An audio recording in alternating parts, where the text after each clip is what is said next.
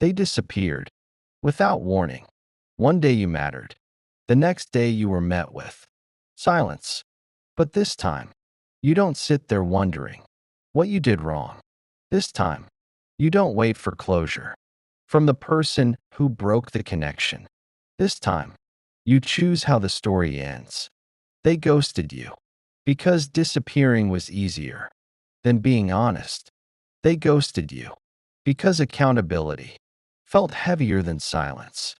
They ghosted you not because you weren't enough, but because they weren't ready to face what you brought out in them. And here's the shift: what hurts you now can empower you later if you choose the right response. You see, when someone ghosts, their silence isn't just absence. It's a message, not about your worth, but about their capacity. Some people don't shut down because they don't care. They shut down because they don't know how to stay. And I know you replayed conversations, analyzed every detail, wondered if you came on too strong, or too soft, or too honest. But consider this: maybe you weren't too much. Maybe you were the first person who required them to grow. And growth is something many people choose to avoid. You could chase them. You could demand answers. You could try to reopen the door they walked away from. But you're done with that because you finally understand. Not everyone who enters your life is capable of meeting you at the level you show up. Ghosting reveals values, yours and theirs. They chose avoidance. You choose clarity. They chose escape. You choose growth. They chose silence. You choose closure, whether they give it or not. Now let's talk about something deeper: what their silence actually triggers in you. Because ghosting doesn't just leave you confused, it activates abandoned memories, childhood patterns, and old attachment wounds. It's not just their absence you feel, it's every moment in your past where someone disappeared without explanation. That's why the pain feels disproportionate. That's why your chest tightens over someone who wasn't even the one. You're not grieving them. You're grieving the version of yourself who kept trying to earn love by not being abandoned. This moment, as painful as it is a turning point because ghosting gives you a chance to finally rewrite that pattern, to stop chasing, to stop needing external closure, to stop proving your worth to people who refuse to see it. Instead of asking, why did they leave? Ask yourself, why did I want someone who leaves? You reclaim power when you don't send that last text. You don't wait for them to come back. You don't build explanations to protect their ego. You simply accept what they chose and choose yourself. In return, you don't need them to finish the conversation. You don't need them to admit anything. You don't need them to validate your side of the story. You get to close the chapter, even if they never come back to put a period. And here's where things shift. When you stop chasing, ghosting stops being rejection and becomes clarity. Their absence becomes evidence. Their silence becomes closure. Their disappearance becomes protection. What leaves without explanation was never meant to stay with loyalty. And ironically, that's usually when they reappear. Not because they suddenly matured, not because they finally realized your worth, but because they expected you to wait. And you didn't. People always return to places where they felt powerful. They come back when they feel safe to take you for granted again. They come back when they think you'll respond the same way you used to, with availability, with softness, with open arms. But you're not the same person anymore, and that changes everything.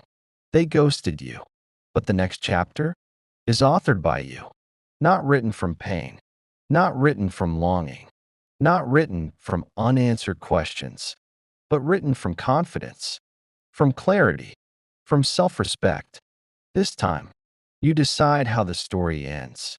You finally stopped waiting, Now the question becomes, why do people ghost in the first place? Not the surface excuse, the psychology beneath it.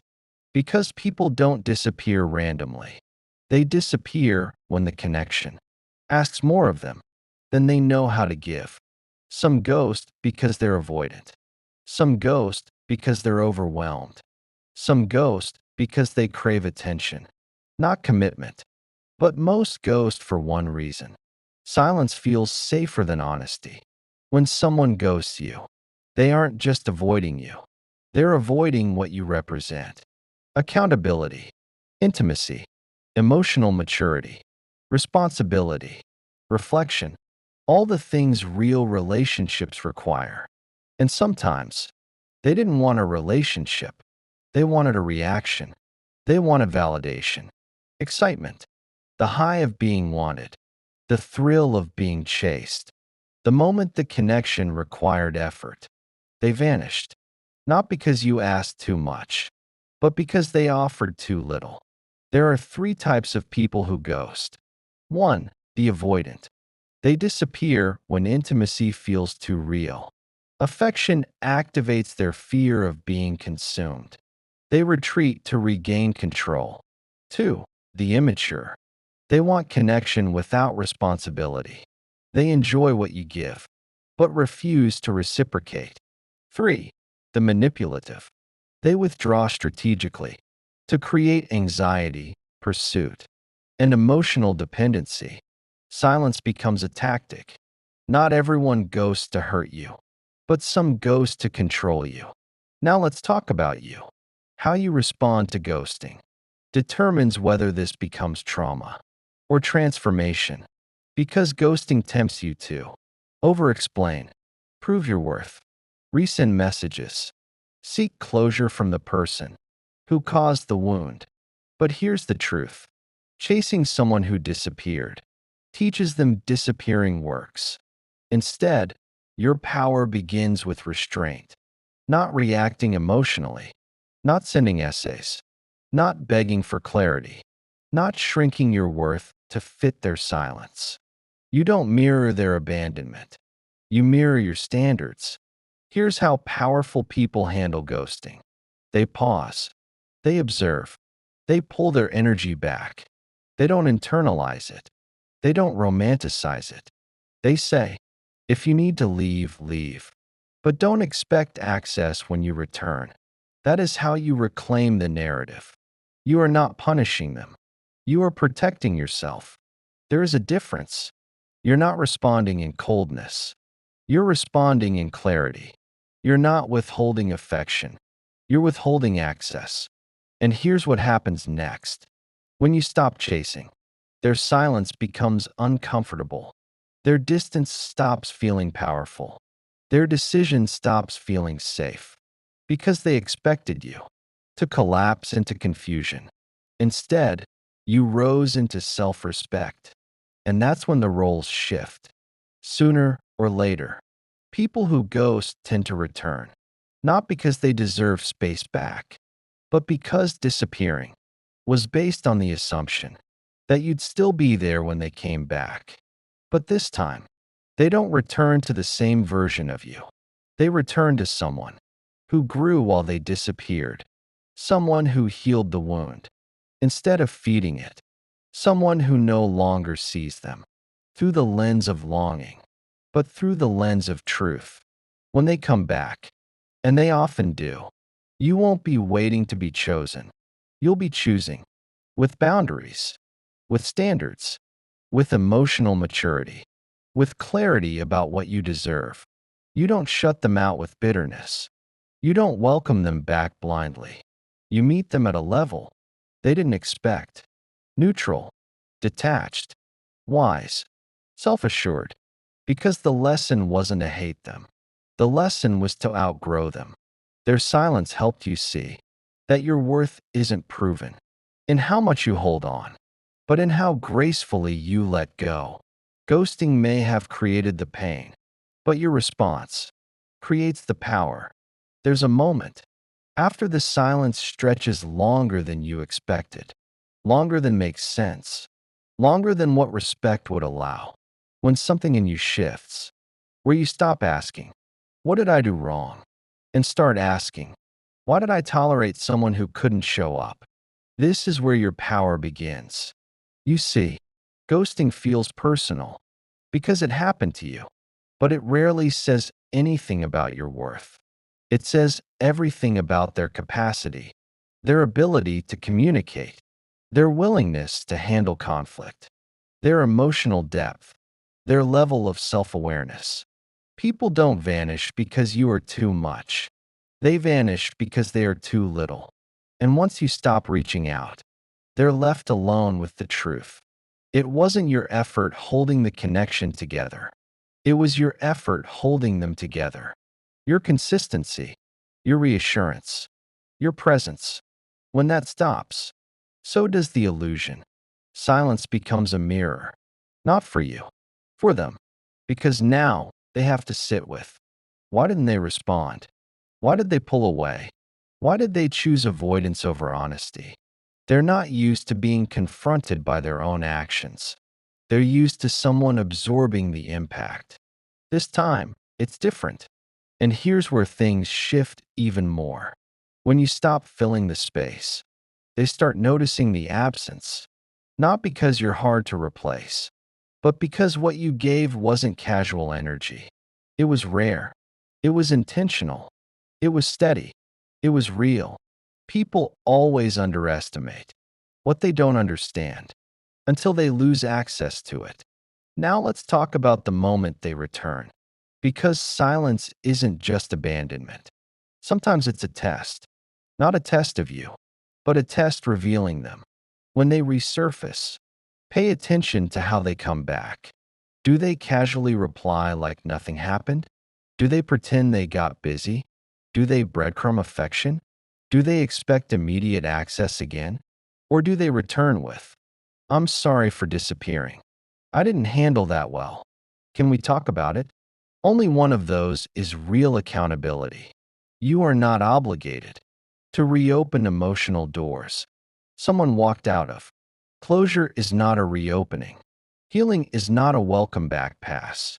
Forgiveness is not access. You can forgive someone and still not allow them back into your life. That is not cold. That is mature.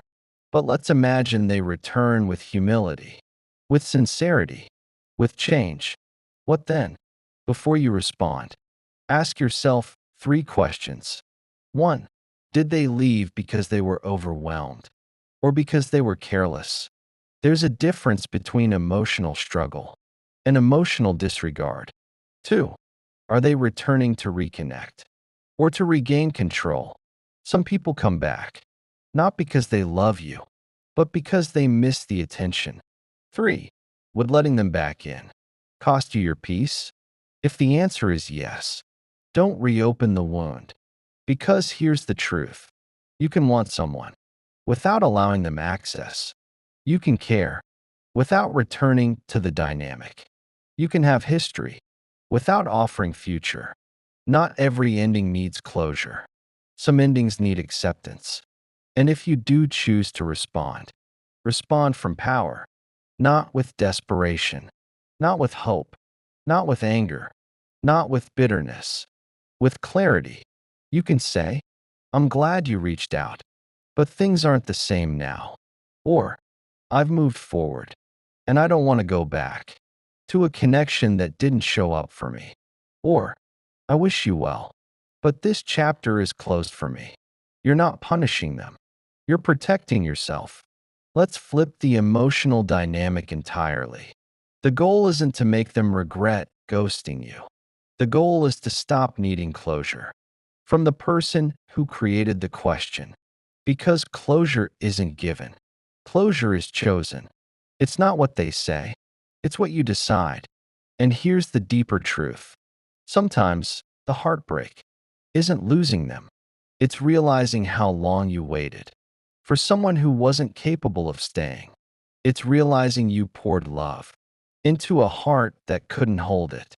It's realizing you were loyal to someone inconsistent with themselves. That realization hurts, but it also frees you. This part of your story isn't about them changing. It's about you changing. About no longer chasing uncertainty.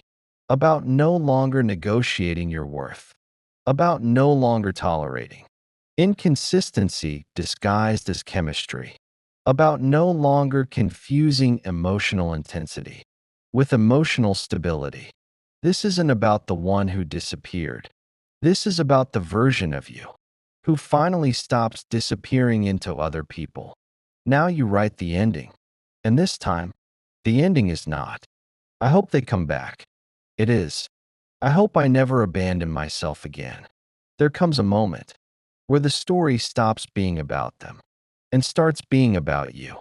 Not the version of you who waited, not the version who over-explained, not the version who blamed themselves, but the version who learned, the version who finally understands. Their silence was information, not a verdict. You see, the old you sought closure through conversation. The new you finds closure through self-respect. Because growth doesn't sound like, "Why did you leave? Why wasn't I enough? Was it something I said?" Growth sounds like, "I deserve consistency. I deserve someone who stays. If you leave, that's on you, not on my worth." We romanticize the return, the apology, the explanation, the redemption arc. But the real power is realizing you don't need any of it. Some stories end without answers. Some hearts heal without closure. Some questions dissolve once you outgrow the need to ask them. And that is maturity. They ghosted you, but you didn't ghost yourself. You stayed present with the pain, with the truth, with the lesson. You didn't avoid the wound. You transformed it. That makes you more emotionally evolved than the one who disappeared. And here is the turning point. You stop measuring love by how deeply you feel it and start measuring it by how deeply it is returned. Love is not proven in how attached you are, but in how aligned you are. Not in passion, but in consistency. Not in chemistry, but in commitment. Not in intensity, but in presence. Ghosting taught you that. And maybe one day, they'll look back and realize what they lost. Not because you want them to suffer, but because it's inevitable. People eventually recognize the difference between attention and intention, between desire and devotion, between attraction and effort. Between a connection and a replacement. What you gave wasn't a moment in their life. It was a mirror. But this time, you don't wait for that realization. You don't pause your future for their clarity. You don't hope they return healed. You move where your life is calling you. And if destiny aligns paths again, you'll meet them from a place of wholeness, not longing. And if it doesn't, you still win. Because the win wasn't getting them back. The win was getting yourself back. Ghosting may have closed the door, but you choose how you walk away from it. With grace, with dignity, with self-worth, with a softer heart, not a harder one. They chose silence. You choose growth. They avoided the truth. You faced it. They disappeared. You evolved. That is the real ending. And now the question is no longer, will they come back? It becomes, do I even want them to? That shift is the end of the story and the beginning of a better one. If this spoke to you, don't just let it sit in your heart. Share it. Save it for the nights you second guess your worth. Send it to the version of you who stayed when they didn't. And if you're growing through silence, just remember, you don't need someone who stays sometimes. You need someone who stays while it's hard.